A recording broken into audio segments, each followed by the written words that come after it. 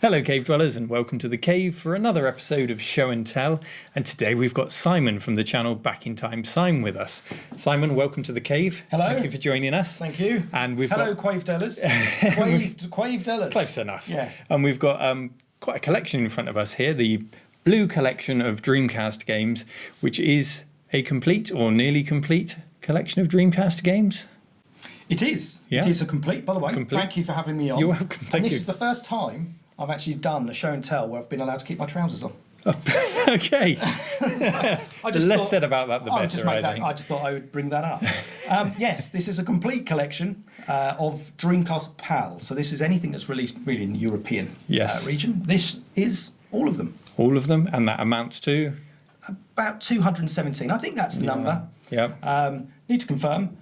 But yeah, I say there's a website called Retro Collect, which is where I tend to put all the stuff in, and that's kind of what got me into tweaking this from a reasonably large collection to a complete collection. Yeah, well, we're going to dive into this collection and look at the rarities, the good, the bad, and the ugly, and all of your thoughts on the collection. But before we do, let's talk about your channel, BackInTimeSime.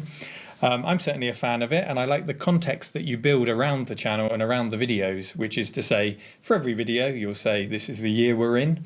This is what was in the charts, preferably not Girls Aloud, because I know you're not a fan of them. No. No, I'm not. This is what's in the cinemas, this is what's on the TV, and here's a game. And I think when you've got a collection like this, it's sometimes quite hard to just pick a game out, isn't it, and decide what to play, and dedicate the time without being easily distracted by everything else on the shelf and going, well, I've played 30 seconds of that, let's try Fur Fighters now, or Plasma Sword.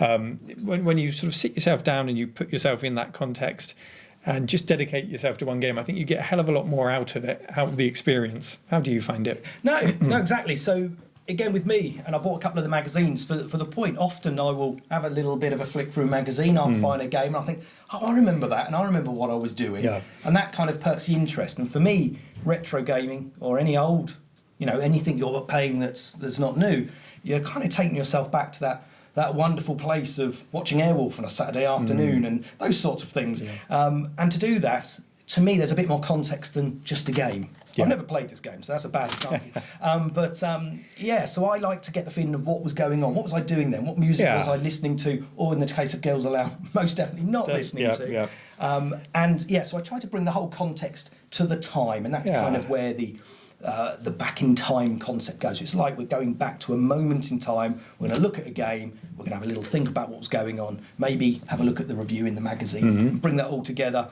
into just one concentrated. And it's not just the Dreamcast, is it? What other systems do you cover? So I've always got my favourites. We've all got our favourites. My first love, I should say my wife, but it's probably my Commodore 64. We spent much better evenings together, honestly. The wife doesn't watch this, so I think I'm in the clear.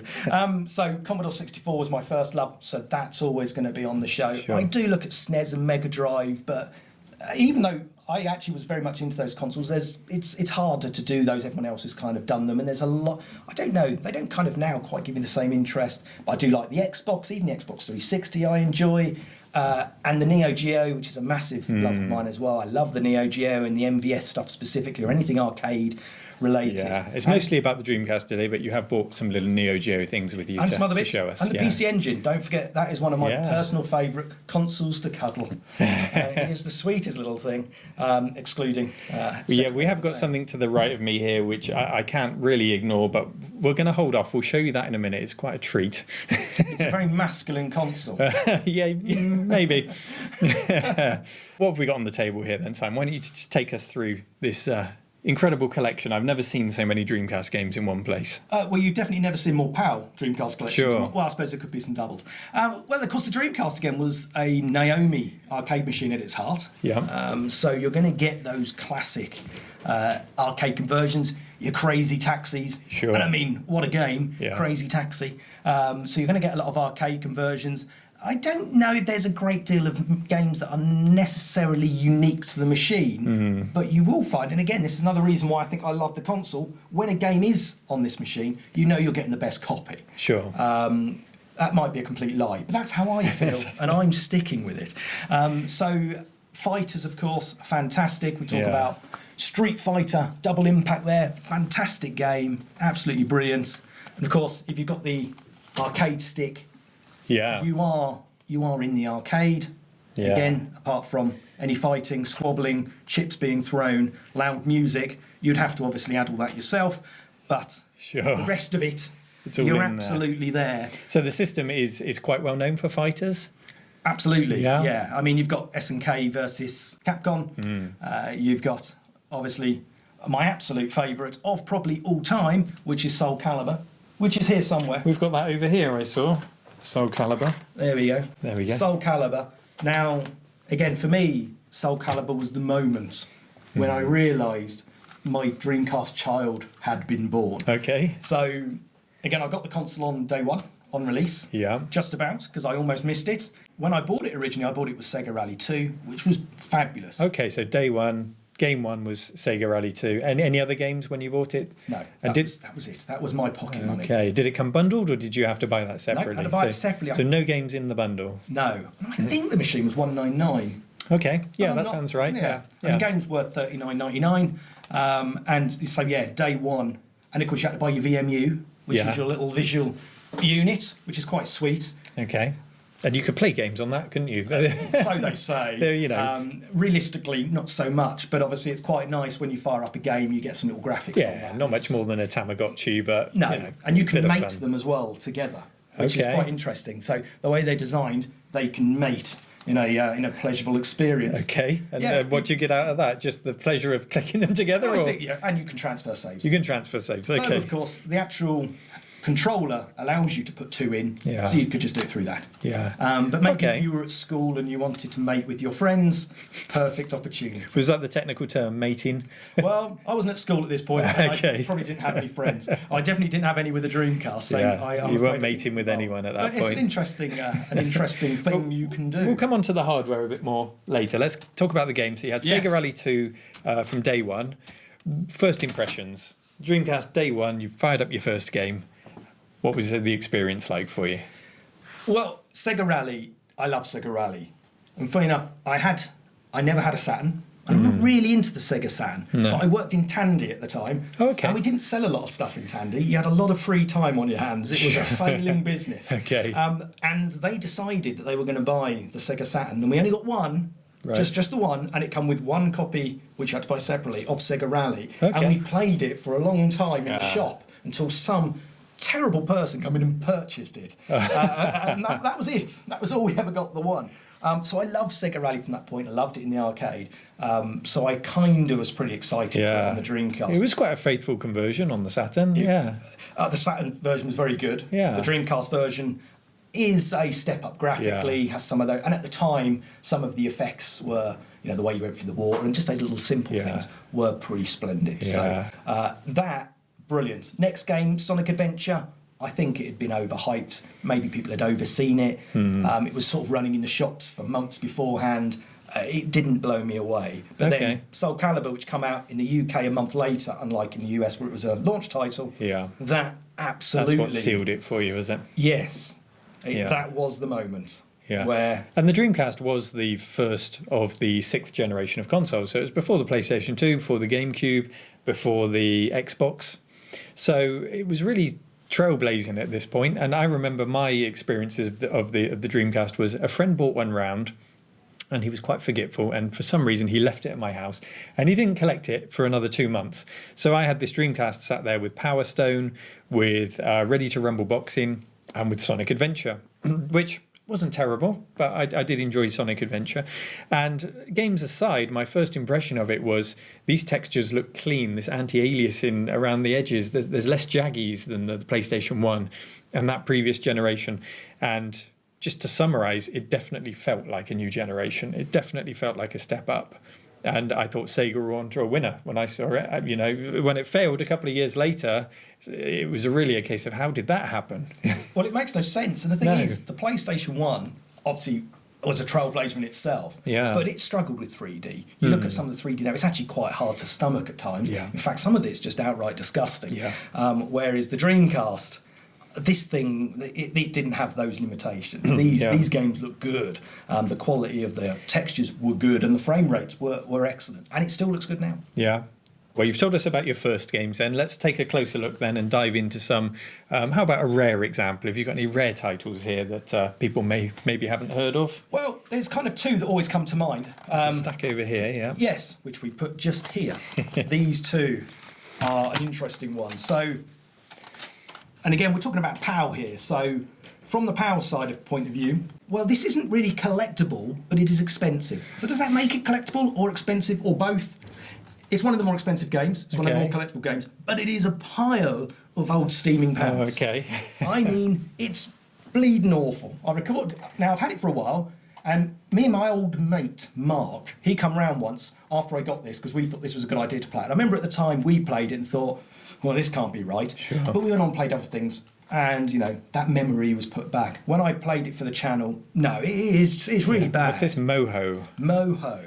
It's complete junk. It's like a robot gladiator battle game. Yes, you do little races where you're on like a ball.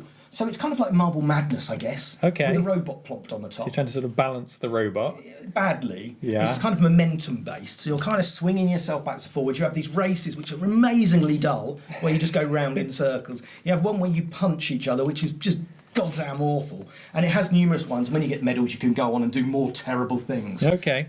It's quite a horrific game. And it's considered horrific by the community then. It's not just your opinion. I don't think this so. is officially a bad game. That is officially a bad game, and if you don't like someone, this is definitely one to buy them for Christmas. Yeah, Moho on the Dreamcast. It is VGA compatible, so you That's can good to get know. the worst experience. Yes, like the best possible graphics. Excellent. So What else? that's one sort of side of the rare. You know, that's 125 I Pounds, guess. yeah. That's sort of the cost of that. Similar cost, but a much better game is Evolution 2. Okay. Now, this is a Japanese RPG, and these are, of course, always going to be collectible. Now, for me, Japanese RPGs are like going to toilet in the woods. Okay, explain. Yes, which is, of course, because going to toilet in the woods is a wonderful idea. On paper, brilliant. We all like the idea. I might be talking about myself here, but I think we all like the idea of going to toilet in the woods.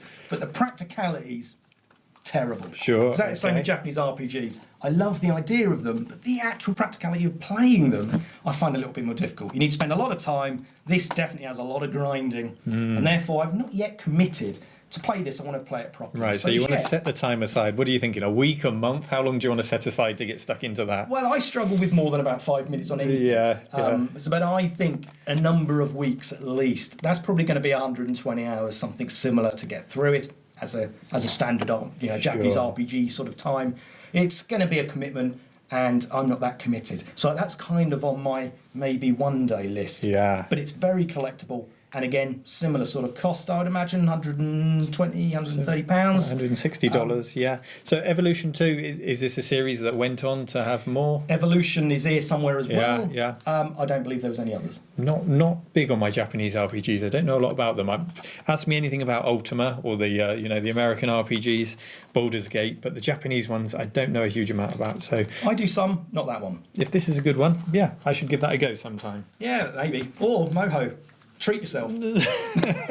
Maybe that first, so I can appreciate Live a little. Evolution. What else have you got there then? Any other standout titles or rare titles? Well, standout titles, and again, I don't think the Dreamcast is particularly expensive to collect for. Sure. Games that are always going to be, games like Soul Calibur, which is about to actually defeat my entire argument I was about to make, which is a lot of the beat 'em ups will have a certain level of cost. So SNK versus Capcom, the Street Fighters, because they're all brilliant. Yeah, absolutely arcade perfect with the arcade stick.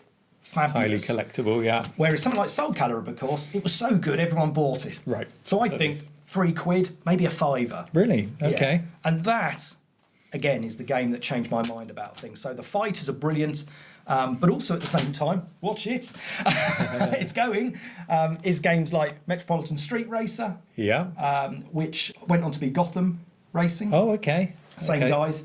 I see. So yeah, Bizarre Creations. Yeah, Yeah. they went on to create Gotham. I enjoyed Project Gotham on the Xbox. That was a great game. It was a brilliant game. And I can see here it says online functions. Sure does. A lot of them did, but I think at the time, not a lot of. I didn't really. I remember plugging Sega Rally in, and putting in one of the best times and then having a look, and it's because only about 4 people had actually uploaded a time. Yeah. So obviously the Dreamcast was online. Had a modem built in from the start. Yeah. Yeah. Okay. But again, we got a dial-up.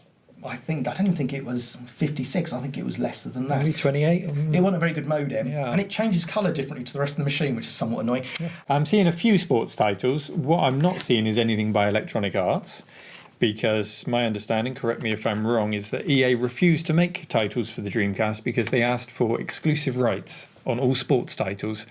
And when Sega said, no, we can't do that for you, they said, well, screw you, we're not making any games for the Dreamcast. So nothing here will be by Electronic Arts. But that's not to say there aren't good sports titles. We've got Track and Field here. I don't know if that's an example of a good one. A button basher. It's a workout. We've got Virtua Tennis, definitely a good title. Yep. Really enjoyed that. I haven't played Virtua Tennis 2. The first one I played a lot of. Yeah, much the same. We've got Tim Henman there. This one's got girls. Oh, yeah, we've got Venus or Serena Williams there on the front. Yep. Oh, we've got both of them, yeah. Yeah, I don't know if the first one had girls, actually. The second one definitely has girls, you can see on the cover. But anyway, there was more characters to play as. But A couple of basketball games. I know there was Virtua Soccer as well, which I used to enjoy. That wasn't a bad game. yeah, and there's plenty of such games such as European Super League. I mean, and there's quite a few of these. They're 10 to a dozen. I wouldn't say they're... That looks a little bit like a game called Actua Soccer. I wonder if they've used the engine from it. I remember Actua Soccer on the PC. It was on PlayStation as well. It's ugly as hell. It was, yeah. That does look a little bit nicer. But maybe the lack of EA titles gave the system that breathing space to have titles like European Super League, whether they were good or not. Maybe we saw some titles we wouldn't have otherwise seen with EA putting pressure on the sports market.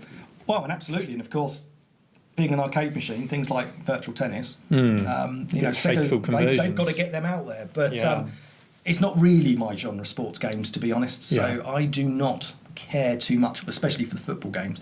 So Virtual Tennis and so on. I mean, everyone knows what they are and you know what you get. Exactly. And no PAL collection is complete without something of an oddity over here, which I saw, which is Taxi 2, which is a game which is completely in French. And it's based. It was released at the same time, I think, as the movie Taxi 2, which I think was a Luc Besson movie. Taxi 1, if you've seen it, good movie. It's all in French, but it's really about the car chases. You can ignore all the dialogue and just watch some cool car chases in a Peugeot 405, I think, that glamorous motor vehicle. Yes. They put some flared wheel arches on it and a big spoiler, and then just race around Paris. So. You could only get this in France, but you needed it to complete your set. So where did you find that? Can you remember? Well, I would say I didn't know any of what you just said. Okay. And I'll probably forget it in a minute, but it was lovely to know for the moment. We'll go and watch the first Taxi movie. It's fun. Yes, maybe. I remember this one I got off a forum, and it was from someone, I think, in France. Okay. And it was a bit of an awkward one to get, probably one of the more awkward ones, because it's not the sort of thing you're going to see, obviously, generally. Most of the games you're just going to find on eBay if you want it, or of such things. This one, because of course I remember at the time I thought it was just Crazy Taxi 2 for a while. Oh, okay. Because it's called Taxi 2. Kind of makes sense. Maybe it's just the French version, but no, it's a different game. So that was probably one of the last ones actually I got to complete the collection. Crazy Taxi with more accordion than thrash metal. Yes, maybe, and much more class, I should imagine, when it comes to filmmaking. Yeah, just stop for a glass of wine and then carry on with your journey. Yeah. Imports. What's the situation with that? Can you play games from other regions on your PAL Dreamcast? No, not straight out of the box. Okay. But you can do it. So you don't need any modding hardware or anything like that. Sure. Now, there's a CD you can download off the internet called Utopia. I think up to version 4. You can imagine it's quite old now. Sure. And you basically plop that CD in, turn on your console, you get a spinning reindeer, a festive reindeer, which is lovely. Why? I have no idea. Maybe someone like reindeers. But anyway, at that point, you eject, you pop in your foreign game. Oh, this is an imported game. And that is an imported game. You can see just a standard CD. That's a Japanese game, King of the Fighters, which is one of my personal favourite beat-em-ups. You then pop that in, and that will fire it straight up. Okay, so no hardware modifications No needed, hardware. just straight from the CD. Is this how games came in Japan? That is a Japanese you didn't get game. This lovely blue box. You got a standard CD case. And of course, also the spiral in Japan and in America wasn't blue, of course. Oh, the Dreamcast spiral. Yeah. Yes, theirs was red. Okay. Yes, it's red. Yes, I was looking around thinking, is it red? I'm pretty sure it's red, but yes. So they had a different coloured spiral. What's this in here then? There's some sort of pop-out bits. I Do you know, I've never know worked how- those out. They have It looks those, like you don't could they? put them in a bigger box. Yes. Oh. And that does make them much more collectible. I know that much. Yeah. People expect those. But what they're actually for, I don't know. Right. If you know what this is for, Tell me. what I do we do don't with know. these? Is there a certain box we need to buy? I'm intrigued. Yeah, an extra corner. Kinder egg, isn't it? Yes. Yeah, I've looked at it occasionally, thought I'll find out one day what that done. Yeah. I never got round to it. Excellent. Okay, well, we'll look at some more games later, but let's get stuck into some of the hardware and see what other bits you've brought with you then. Okay. Just off of shot, I've been distracted by this to my right the whole time, and it's this. We're going to get a close-up of you, Simon. Tell us all about this Hello Kitty Dreamcast. Is this the standard Dreamcast then? Is this how it came Well, out? it should be. Okay. Now this is, as I say, I think it's the baby sham of the console market. Okay. It's a manly console that you should not be embarrassed to own. Now, this is a Japanese release, and obviously they're mental for Hello Kitty in Japan. Sure. There's a blue one, and there's a pink one. Now, I think the pink one is so much nicer because obviously Hello Kitty, well, is pink, so I think that kind of works for me. But there's actually a lot of special editions Sure. of the Dreamcast. You can imagine Japan got a majority of Yeah, those. yeah. I think America got some. I don't believe we got any. I think Okay. we were ripped off terribly. But this is the one for me. And this one come up actually on a forum, and I traded it. And I think I traded it for a Muchy Muchy Pork PCB, which is a rather expensive Okay, cave shoot 'em up. yeah, And that's a good shoot 'em up as well. Serious trade. But that hurts when you kiss it because of all of the Oh, boards. okay. But this one this feels nice. one's white clean, yeah. White clean, it feels nice on the lips. So yeah, she's a beautiful thing, and I wanted a Japanese Dreamcast because I wanted to just get a few of the beat 'em ups and so on. And Sure. actually, I haven't really expanded that. Maybe I should. The box is a little bit tatty and a bit Tell beaten us up. about the other bits that are Yeah. in the box. So again, you get the actual console, of course, is transparent. So you get a nice transparent VMU. You get a keyboard, and you get some Hello Kitty stuff that is all in Japanese and makes little to no sense. But it's very sweet. And of course, you also get the pink controller. So you get, you've got a full starter pack there to go with it. This is one of the bundled games, Hello Kitty Dream Passport. Yes, Have you played it? I put it in. It's in Japanese. Okay. And it's obviously not really. I'm not who it's aimed at, let's put it that way. But as always with Japanese things, I love the manuals. The manuals always have cartoons. One of the reasons I love the PC Engine so much, the manuals are just wonderful. Yeah. And it's the same with this, and that's why I think a lot of people who like the Japanese things like them, because there's a whole different style. Everything, especially at this time, of course, this is the Tood times, isn't it, where everyone was aggressive and fighty and punchy, and then what comes along, the Hello Kitty transparent Dream Dreamcast Passport. to show that the world is not inherently evil, and and pussycats can rule in a friendly and pleasant manner. Excellent. I'm slightly lost for words with this one. So let's move on and see what else you've bought, Simon. Okay, I've just seen this on the end of the table. It's a fishing rod. It's a fishing rod for fishing. Okay. That's not actually that bad to hold, is it? I tell you what, it plays well. Yeah. Obviously, you've got Bass Fishing, or Sega Bass Fishing, which is actually a great game. Now, they release more elsewhere. We just got lumbered with just the one. Sure. Have you tried it with anything else? Well, as you say, my fabled and wonderful Soul Calibur, Oh, no. you can play Soul Calibur quite well, and some people, I believe, are bordering on experts Wow. while using the fishing controller, because ultimately, it's just a controller. It's just a controller, yeah. Yeah. All the same buttons are mapped All the and same labelled buttons. there. It's just a different I way. assume this bit is the analog stick. I Yeah. haven't tried Soul Calibur with it, but I believe it's a thing. Two I could maybe understand, but one that's a little Well, bit strange for a fighting game. It's the skill. It's the challenge of it. But again, it's a nice thing that they released Yeah. these sorts of. I mean, let's be honest, it's crazy, really. It's a fishing rod controller. Yeah. Who the hell wants that? No wonder the thing didn't work. But it is actually way more fun than you Yeah. would expect. And of course, if you play it without, the game's fine. If you play it with, It's a whole different experience. It is. Yeah, like racing with the steering wheel. yes, It's less adrenaline. But yeah, that's a thing. Let's see what else we've got. Samba de Amigo by Sonic Team, by Sonic Team. which is okay. no mean statement to be making. Okay, I think I've seen this, the maracas Oh, the controllers, yeah. Yes, it's maracas. It's got a sensor bar and it's got a little place you stand. Okay. And Can we open this? you can open Yeah. it if you like, Let's as see long what as you're we've got prepared to put it back in. Let's just see one of the maracas.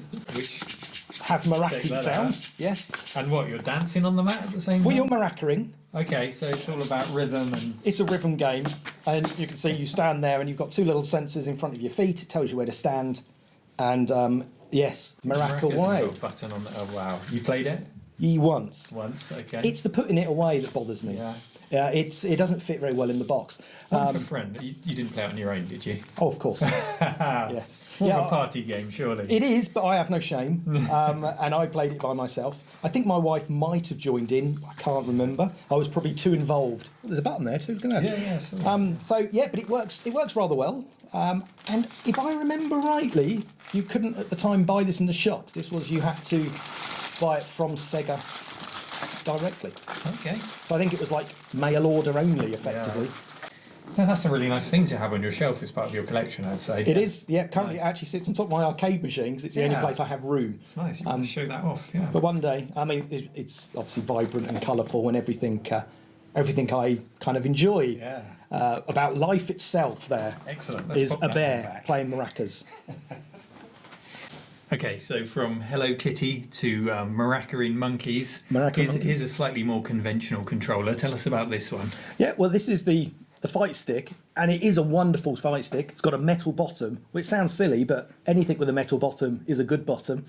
And of course, you've got so many great fighters, and I'm a big fan of Street Fighter. SNK versus Capcom is probably one of my favourite games of all time. And of course, it's just different playing on that. I mean, that really is. It's the Dreamcast is an arcade experience. It's the arcade experience, and with the fight stick, Yeah, that just You've- gives you you've the got it. feel to complete the whole experience. Yeah, exactly. Very nice. It's a wonderful thing. Okay, so what do you get in a standard Dreamcast box then? What does it look like? Because they all look the same to me, apart from the front graphics. So here's an example. Why don't you talk us through what we get in the box there? Yeah, well, not a lot. The actual boxes themselves are known, because the boxes, of course, are specific to Dreamcast. And some of these, funny enough, have black Dreamcast written on the front of the box. Well, I don't know if that one does. Okay. And some clearly don't. They're a complete mixed bag. So that's the difference between the Dreamcast here. Yes, we've and got- yeah, there's one with this. That isn't. there's one without. Okay. So they are a bit of a mixed bag, and the games are known to break at the hinges, which is a bit disappointing. You have to Okay. be really careful, because you can actually break them opening them. They kind of get wedged, and it's at the top spine there where they tend to get broken. So here, they will tend to get broken, which is a bit of a shame. That's interesting when you look on the back of them. I mean, it looks like a CD-ROM, but it isn't. It's a GD-ROM. That's right. Yeah. And my understanding is with the GD-ROM it's the same size as a CD-ROM, and the hardware uses very similar, if not the same components as a CD-ROM, but they basically spin them at half the speed of a CD-ROM, packing in a higher density of data into the disk. This is very generalized terms.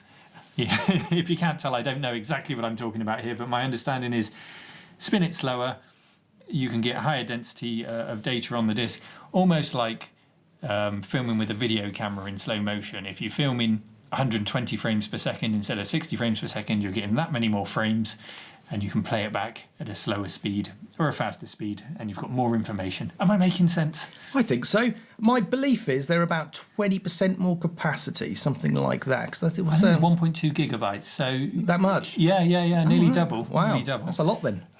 But what you would find with a lot of the with the cracking and the hacking, they would use CD-ROMs, which were half the capacity, so they would take things like cutscenes out. Yeah, They and the would- movies, and the opening sequences. You've probably seen that. And then that's how they could get them to run on a CD-ROM, because the drive was perfectly compatible with CDs. And as you mentioned with your Utopia disc, mini CDs, was it? Yeah, well, I'm not, unlike yourself, an expert on the technical. I like playing with things, and as long as that all works, I'm kind of happy. Though actually, I do technical things for a living, so maybe I just don't want to do them when I'm playing games. But Just not technical things that will break the illusion of your games playing. yes, of the magic. I just want the magic. But yes, I do know the Utopia disc runs effectively convinces the Dreamcast that it's not running the GD-ROM, it's running Is it an MDI or something they called it? If I remember rightly. But basically, it thinks it's running a different type of disk altogether, and that's where the flaw is that allows you to boot. So the copy protection isn't present for that type of disk. Yes, and allows it to boot. Right, so I've got some questions that have been sent in by my patrons. So Excellent. I'm going to rattle through them. Excuse Good. the paper. You'll enjoy answering those because your expertise is way beyond mine. Well, we'll see what they've got to ask. We'll start with Philip. Philip Renard says, what was your first experience of the Dreamcast? I think we've covered that a little bit. Yeah, but is there day anything one. else you wanted to add to that? No, not really. I think we did cover it. Yeah, I had one day one. I only had Sega Rally. And You my had first, pre-ordered? I had it pre-ordered You from went- Electronics Boutique. Okay. Sounds like a place where you buy futuristic underpants and bras, but it isn't. So yeah, I zoomed over there on the day. So you and picked it was it up late. in person. You Yeah, late in the day because I forgot because I'm an idiot. Yeah. And it was what I expected. Yeah, and had they sold out on day one? I think It was they a had enough really big stock. release. I do Yeah. remember that. On day one, I think it sold fabulously. If it sold out or not, I wouldn't really know. Yeah. But you really did need to pre-order it. But I think they do say. I mean, I think it sold more than anything before it. Yeah, I remember 6 months down the line, they'd sold 500,000 units in Europe. Yeah. Maybe UK or Europe, I can't remember. But they were certainly 6 months ahead of their sales schedule of how many they thought they would buy. And then the downfall happened. But we'll talk to that. We'll talk about that in a bit. We'll go on to the next question, which is from Dustin Punt, and he says, "What game, in your opinion, should have pushed the Dreamcast to the top of the list as far as success? Also, what game do you feel contributed to the demise of the system? Or in short, what was the killer app, and what was the terrible app, or the app that killed it, if there is one that killed it?" Yes. I mean, all machines are full of dross. I still think Soul Calibur. That is, for me, that was the game that killed it. As a general genre, Killed it in a good way. killed it good way.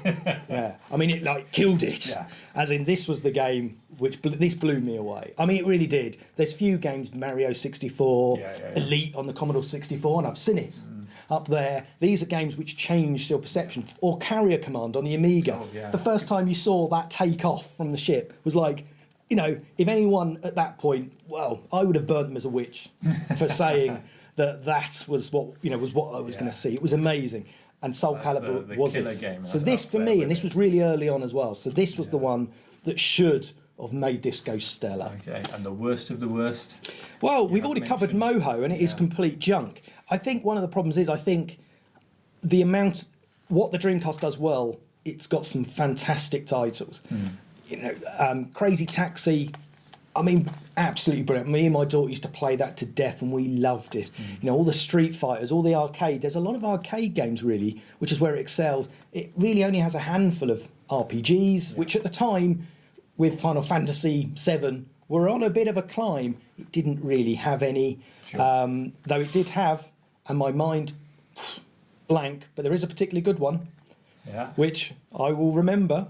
Okay, we'll Where remember you're a before the end pirate. of the video. Yes, where you're a pirate. And that is one I have played part way through. And that is very good. It's amazing, isn't it? I think as you get older, you get hairy ears and a level of stupidity.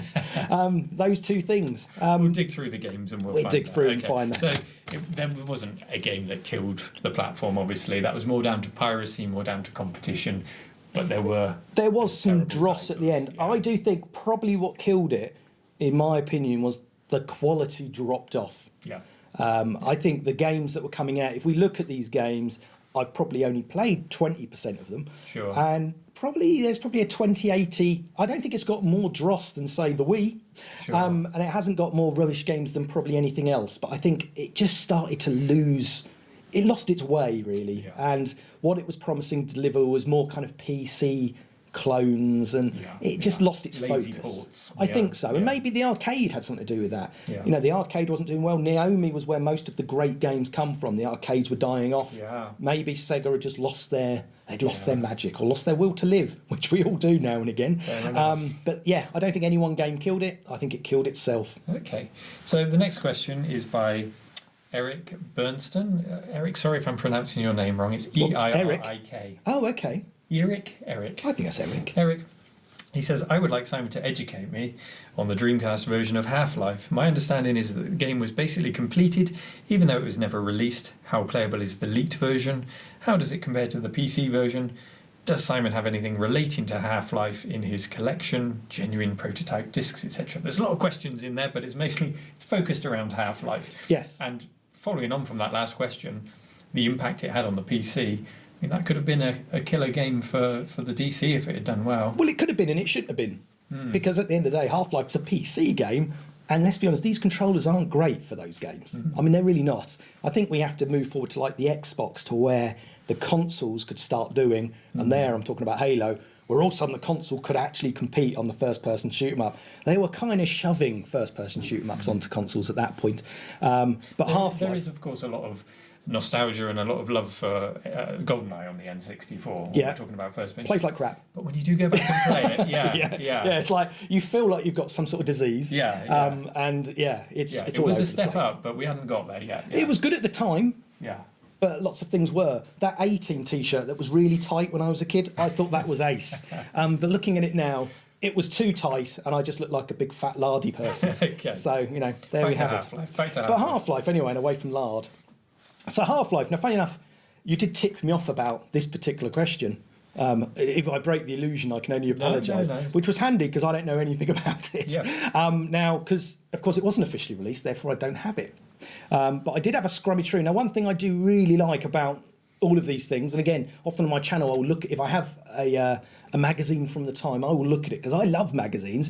Because unlike reading a review now or even watching YouTube, which of course you should do, but this is what people were writing at the time. So there's no preconceptions here. This is what they were thinking. So it hasn't been rewritten by the victors. It hasn't. Yes, indeed. And I did find in Dreamcast episode 9. Now this is July 2000. And they're talking about 100 new games. So at this point, that's a lot of games. So, and I don't know how many of those had come out. I had a look through, and actually most of them did. But they had a whole half page on Half-Life where they talked about, and let me quote here, "Have no doubt this is one of this year's most important releases for Dreamcast." There you go. So that kind of says it all, really. And it was due out in autumn. Okay. Now, so they got pretty close. Well, as Eric says, it was basically completed. And it does seem like they were struggling. They do say in the more open world parts it was struggling. Yeah. And again, there was some other minor... It would seem like maybe they just run out of steam. Yeah. But logically, no one knows the answer. See what you did Out of there. steam? Well, I didn't do it, but it just worked out. They're the best ones, aren't they? But yes, it looks like they just pulled the plug and it become Blue Shift on the PC, which it was then released as, and it went on to the PlayStation 2 and all sorts of other things. So it looks like they took what they had, they pulled the plug on the Dreamcast because Sega had pulled the plug on the Dreamcast, so why wouldn't they? And they moved it to somewhere where they were going to make, more money. But it sounds like ultimately maybe they just couldn't get it to run as they needed. Half-Life 2, the Half-Life 3 of the Dreamcast. Yes. Okay, we'll move on to Did the it next half the question. life? Who knows? Yeah. Corbin Davenport asks, I know some Dreamcast games are built on Windows CE. Is this ever obvious to the player, and does it have any sort of impact on games? For example, are there any obvious benefits or disadvantages to games that use CE? So this is coming down to the fact that the hardware, Sega intentionally tried to simplify the architecture of the Dreamcast after the complexities of the Saturn, which really put a lot of developers off. And part of that was including the option for Windows CE, obviously provided by Microsoft, and that DirectX link through to the graphics architecture. So it was already very familiar to PC games developers. They could easily port PC games over that use DirectX. Now, there was also an alternative, which was Sega's own development kit and APIs and whatnot. So there were two ways of making games. And I think the ones that are made on CE actually have a Windows CE logo on the box. They do. So do you have some examples of which ones they may be?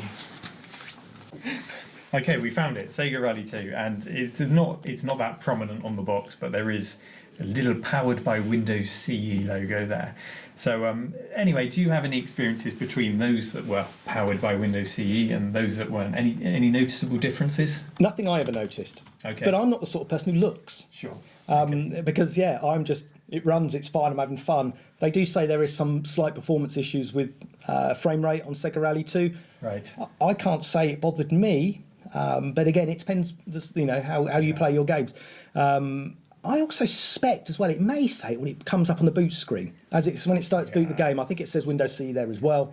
I have not noticed any difference. Does it make a difference? I imagine there's an overhead.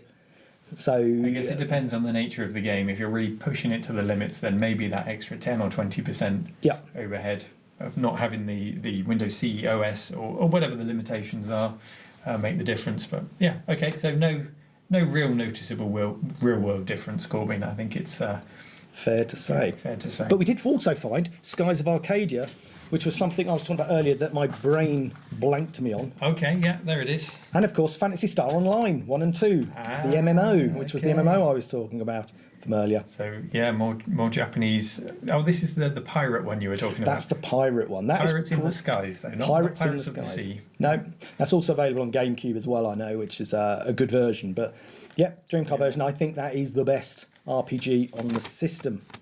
Nice. Okay, one more question from Bastian Nocera. I completely missed the Dreamcast, and the lack of EA Sports games means it never registered with me. What exclusive, meaning no remakes on Xbox or PS2 or HD remakes on later generations, would make the Dreamcast a must-buy? And why not simply use emulation for that title?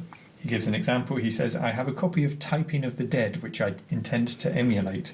So basically, what is your favourite exclusive that make the Dreamcast a must-buy, and why shouldn't you emulate it? Well, Typing of the Dead is fabulous, but not a PAL game. Okay, so but definitely look out for people typing the Dead, and obviously if they're doing it on the pink Hello Kitty keyboard, all the better. Okay. But that's not a PAL game. As for exclusive, now exclusives are difficult because of course lots of things don't stay exclusive. Sure. And I can't always tell you what does. Did Soul Calibur come out on anything else? I don't think it's Soul Calibur 2, so on. It's a Namco game, which is often associated with the PlayStation, but maybe it was exclusive. I More likely a believe Sega it game to be, would be exclusive, isn't it? Yeah, but of course when we talk about Crazy Taxi, that after, because of course when Dreamcast was pulled, Sega went freefold. They went wherever the money was. They did a lot with Xbox, didn't they? Yeah. Yeah. So a lot of the games, is there a lot of exclusives?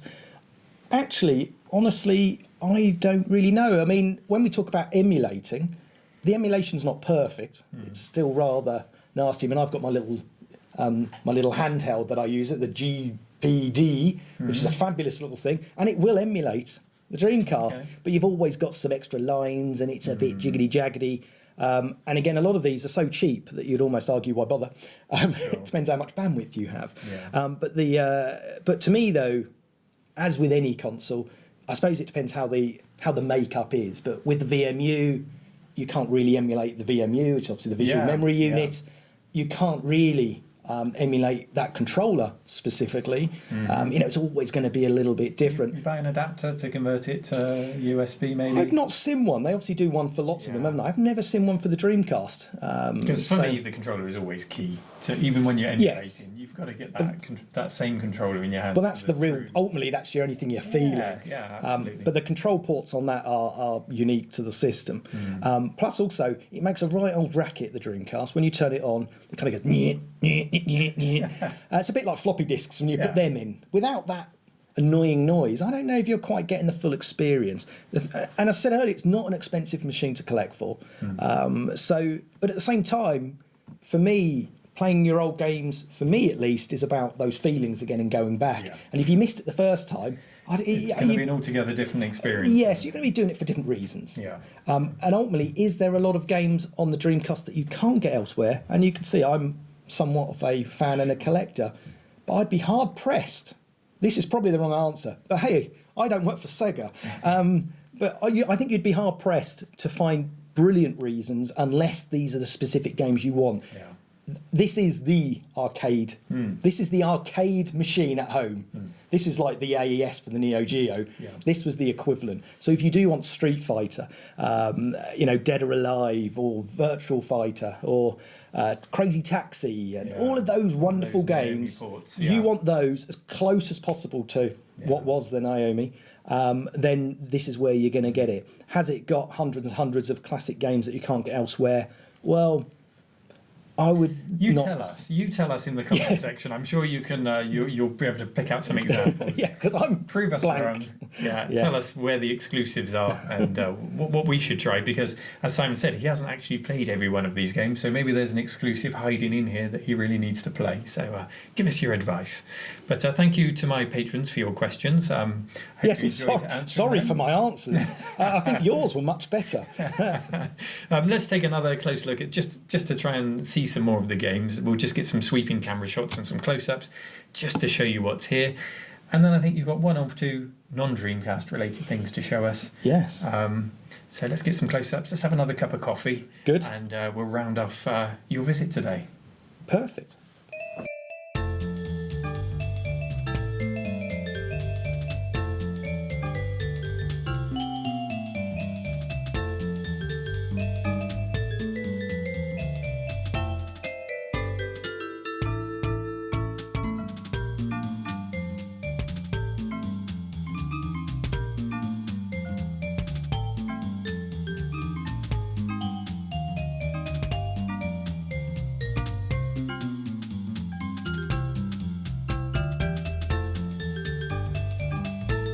Now we've let you scream at your monitor for long enough.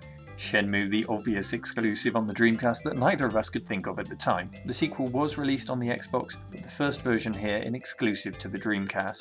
If you hadn't already guessed, Soul Calibur is of course Simon's pick of the system, and well worth a play. And I haven't tried this, but I picked it out because it was recognisable as a PC games player. There's actually a version of Railroad Tycoon for the Dreamcast. It was also released on the PC, PlayStation, Mac and Linux, but the Dreamcast version was classed as the Gold Edition with enhanced graphics. I'm always fascinated with the approach to real-time strategy games on consoles and how they overcome the shortcomings of using a controller. Well, what an incredible collection. Thank you for bringing it in to show us today. No problem. But you're not all about the Dreamcast, are you? You've Absolutely brought in not. These couple of extra things in. And actually, this is the first time I think I've ever held a Neo Geo cartridge. Tell us about these. Well, how is it?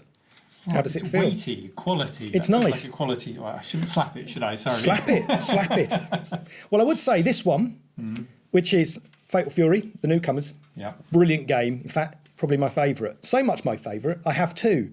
So this is my donation to the show for today, because I know you have an MVS2 or an MVS2 slot you need to fix. That I need to fix. Were you going to struggle without a game? Oh, Simon, that's very kind of That's you. all Thank right. you so much. Yeah, it was spare, and I thought, you know what, you might like that. I spent a long time looking to see which one had the best label, but they know couldn't what? tell the difference. This is now my favourite Neo Geo game. There you go, slap it away. Thank you. Right, It's a beauty. That gives me more than the drive I need to get that system fixed and working. So Yep. we'll get that. Thank you so much. That's awesome. And then we've got a couple more here. Look at this box. This is amazing. This yellow box here. It's like VHS cassette box on steroids. What's this? Well, that's a shock box. So, of course, with Neo Geo, you've got the AES, which is the thing to realise with the Neo Geo, for anyone who doesn't realise, it's exactly the same. You've got the arcade, that's the MVS, and you've got the home console, which was the thing that you had to sell your mother for, and a lot of people did. Yeah. So now the AES is really expensive. It's the pinnacle of everything. Okay. But of course, it comes in lovely boxes and has cute little manuals, which you can probably smell and enjoy. You don't get that on the MVS. MVS, which people You get these, obviously, you get I'm these trying boxes. to do. They consoleise the arcade board, so there's Yes. all manner of cases to put the MVS board into. So this is a shock box, which I bought, and it cost me a fortune because I had to import it from America. Ask how much. And I bought quite a lot at the same time to make it kind of worthwhile. Yeah. And that just I've means. seen on your channel you've got that lovely display of all these boxes Yes. behind you. Oh. And I do look at them quite regularly and stroke them gently. Because this is Mark of the Wolves, which is a beautiful game. So obviously you buy the shock box, then you've got to print these yourself. But there's plenty of places online where you can download the image, and the quality is pretty damn good. Yeah. And normally it will look like the AES release. The AES releases, though, come in slightly smaller boxes. Okay. But there's also all sorts. You can get all sorts of wonderful designs and so on. Like the King of the Fighters, you can get it. So, like when they spell things out, that sort of thing. So they do that. And again, the cartridge sits lovely and cutely inside. This is obviously a Japanese release.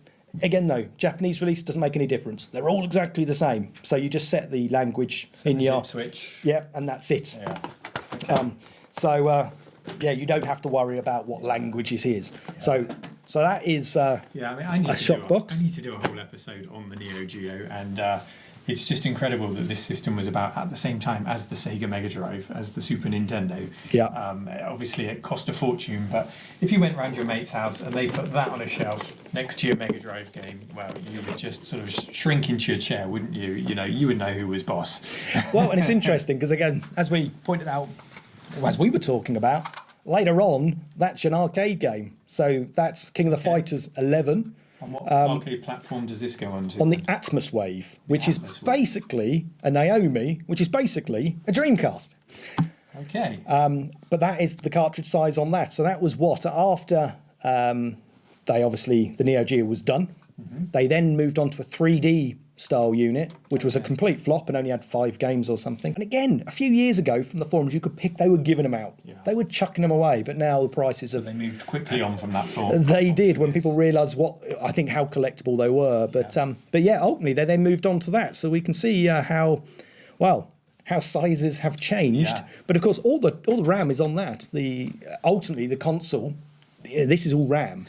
Yeah, and that's where you have the startup screen on the Neo Geos, which is like Mega Shock and then a number like this one, 688 megs. Yes, that's 200 times the size. Absolutely, yeah. At the time, it was monstrous. And of course, if you had an AES, you were paying hundreds of pounds for your game.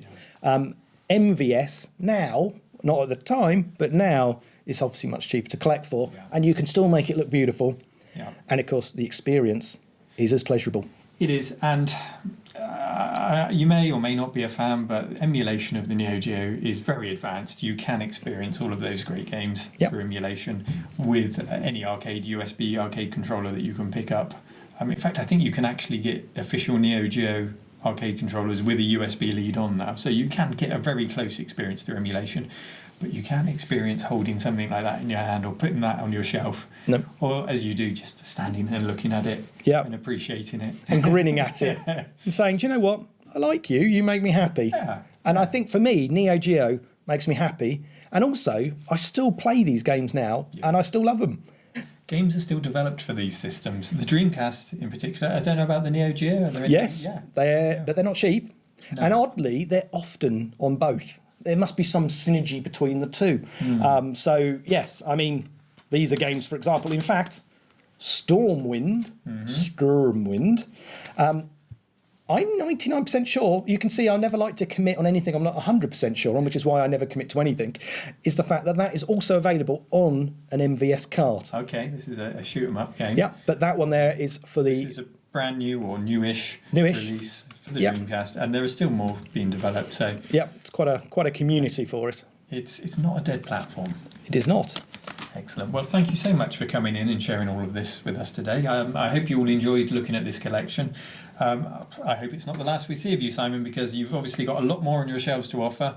Hopefully I can come and challenge you to one of these Neo Geo games once I get mine working and get some practice in. And I'm amazingly unawesome. And And I'm sure you've got lots more from that collection to show us. So you're more than welcome always back to the cave, Simon. And check out Simon's channel. It's BackInTimeSime. There'll be a link in the description to this video. I know you enjoy it, and it's great just watching you enjoy it and learning more about all of those games. If you don't enjoy it, don't do it. Exactly. I said that's the name of the hobby. If that was the case, I would never have worked. I would say as well, I need to come up with a cave and kind of idea, don't I? A shed? A hole? A hole. Yes. Okay, we could run into problems with that. It's somewhat more tight than this. I'm somewhat shuffling around and there's stuff everywhere, but hey, maybe one day. Simon, thank you so much for coming. Thank you for watching. Take care and see you soon.